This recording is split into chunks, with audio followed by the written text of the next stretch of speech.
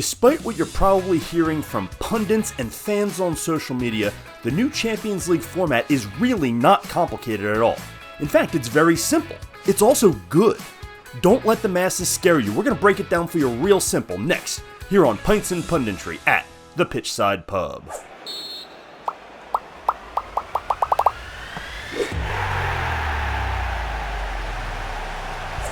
So of course everyone's afraid of change. As human beings, we are naturally skeptical of new ideas and we get comfortable in what we know. And the football world is extremely worse at this for two reasons. One is football fans are wildly tribalistic and nostalgic, meaning they put a lot more stock in the way things were and they're extra resistant to change. Of course, totally forgetting that the way things were at one point new ideas themselves, but we ignore that because it's what we know. The second one is because the punditry circle is full of crotchety old men who love to talk about things being better back in their day. They stroke their ego by tearing down today's game and today's players in favor of the way things were. And this is not unique to European football. In fact, here in the States, we have the same issues with what we call analysts, those are our pundits, but across every sport, baseball, football, basketball, college football, everybody, every analyst loves to tear down today's version of the game in favor of when they played and how things were better and things were tougher and the game was different and today's version is just simply not as good. This is a commonality across all sports and in all countries. This is not unique to European football. But that's what we're dealing with today, and no matter how hard we try to formulate our own opinions, it is difficult to ignore the narratives that we hear on social media, that we hear in the media, that we hear on television, which is why I made this channel in my own little way with my own little reach, which is not huge on this channel, but I'm trying to make a place for unique perspectives and different viewpoints on these things. And that's what we're going to do today with this new Champions League format, which I think is good and also quite simple to understand. We're going to get to that and break it down, but before we do, go ahead and hit that subscribe button for me down below so you can follow the channel as we continue to grow. Get in that comment section once you fully understand it. Don't jump to conclusions, but once you know what we're talking about here, get in that comment section. Let me know what you think about this new Swiss format and if you like it and how it looks and how it's going to change the way you view the Champions League. You can also leave comments on Twitter at PitchsidePub and check out the website pitchsidepub.com. So change for the sake of change is never good, but that doesn't mean we should be afraid of it. And in my business life, I tell my employees and my colleagues that all the time. I'm always asking, well, why do we do it this way? And is there a better way? And sometimes the answer is yes, and sometimes the answer is no. Now, I'm not naive enough to argue that this is just a change for the sake of creating a better tournament in terms of, the competitive spirit and finding a better winner or a more accurate winner or anything along the lines of that. No, this is a money grab. Hands down, this is a money grab because this is a way for UEFA to get more teams in the tournament and play more games. More games equals more TV revenue. Now, TV revenue does go back to the teams, so the teams will benefit, but the last thing we needed was more games. So should that change have happened? Okay, maybe not. And if you want to argue that the fixture schedule was already too crowded as it was and these extra games are a problem, okay, that's a different conversation that we can definitely have and you'd have some valid points. But if we admit to the inevitability of more and more games and the fact that money is the driving factor behind everything and that change is going to happen whether we like it or not, and that's something we should all just come to terms with and agree with, then the way they've done this is actually quite good. So let's first address the opinion that's out there that this is complicated and hard to understand. It's not. It's actually simpler. All the teams go into one big table. 36 teams, one table. They all play 8 games against different levels of competition, which are defined pretty easily. We'll get to that in a second. But they play 8 games against 4 different levels of competition. 2, 2, 2, 2. And then they make a big table. And they set up the points just like all of our domestic leagues do. The top 8 advance, the bottom 8 go home, the middle 16 play each other to see who advances. Then we have the same 16-team knockout tournament that we always had. That's it. That's the whole thing. It's really, really simple. It is much more simple than the old format where we had to draw them into groups, and by the end of those group stages, you had games that didn't matter. You had a lot of dead rubbers, and that wasn't fun. And that's part of the money drive here is that the ratings would go down for the last couple group stage games every year because the best teams with the biggest fan bases had often already clinched winning their group. And so that should make for a better watching experience. Yes, money is the driver here, but I want more games that matter. If Manchester City, who I'm clearly a supporter of, is going to go play a game, at the end of the group stage, I'd like it to matter. That's great that it still matters. It gives me something better to watch. So that should make for a better product. But think about how simple that is. All 36 teams in one table, the better teams advance, the middle of the pack teams have to play one more game, and the bottom teams go home. How hard is that?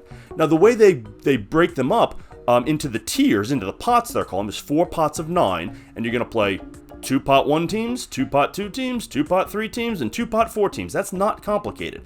That is a lot easier than how they used to break up the groups, which is, once a team is drawn into this group, now all these other teams can't be in that group, and it's really convoluted and complicated. And when they go to make this schedule today, there are still some qualifiers of, well, this team can't play this team because they're in the same league and all that.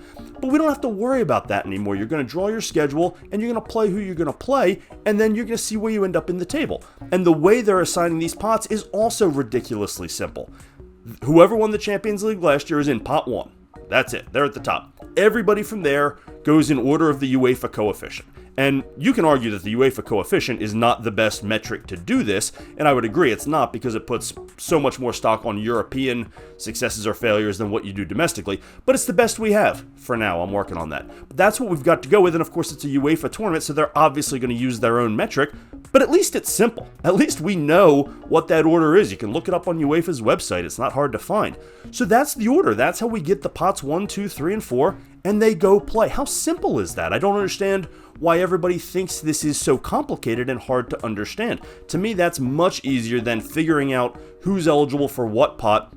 It eliminates the group of death scenario. Now, I guess you could still have a draw of death if when the draw happens, you end up with the better opponents in each pot. So we'll still have some schedules of death, I assume, and it's inevitable that some team is going to draw a harder schedule. That's unavoidable. It's also very subjective. That doesn't always work out that well. The group of death from last year, Borussia Dortmund was the club everybody thought was going to get knocked out in that group and not even make it through, because it was Newcastle and Milan and PSG and Dortmund, and that was the group of death. Well, Dortmund, who everybody thought was probably the 4th best team in that league, made it all the way to the damn final. So we look at these things, but till they play the games, none of it matters. And so I think this is a much more equitable way of doing it, and in theory, we'll see how this plays out, but they're calling this the Swiss model.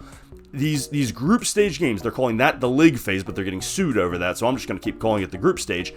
This big table should make for a better competition all the way through. All the games should matter. When they get to game 7 and 8, they should still matter, because very few clubs are going to have that top 8 spot locked up. And hey, if they do, great, more power to them.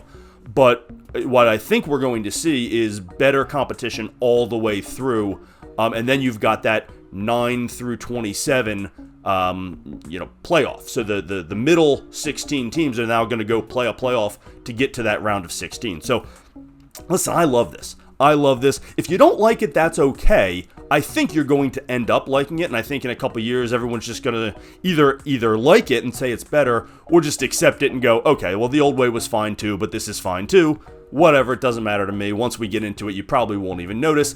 It's the sort of talking point we have now because we've got nothing else to talk about, in terms of the Champions League. But I do think it's a good format, and there's absolutely no reason to be afraid of it just because it's new, and there's absolutely no reason to be confused by it. If you're confused by this, it's because you're just not trying to understand it, and you are listening to the media who love to downplay new things. It's really not complicated. If you really want to dive into it, UEFA did put out a video when this was announced, and it's phenomenally done. It is so clear, so simple. I'll even put a link to it down in the description to this video. And for the record, this is not just the Champions League. The Europa League and the Conference League are having the same format. So no matter what league your club is in Europe, you're going to see this new format, but I think you're going to like it. But if you're still confused or you really want to see the details broken down, go watch that video by UEFA. They did a phenomenal job packaging it. As a marketing person who does this sort of thing professionally outside of this channel, I loved the way they launched this. And for anybody to watch that and still go, oh, this is still too confusing,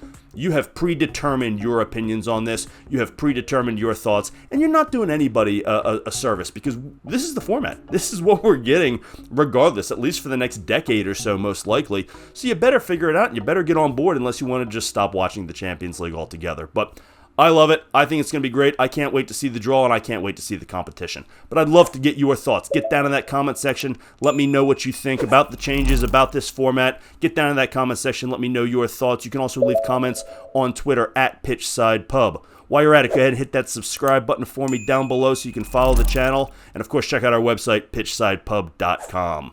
Thanks, as always, for joining us here on Pints and Punditry at the Pitchside Pub.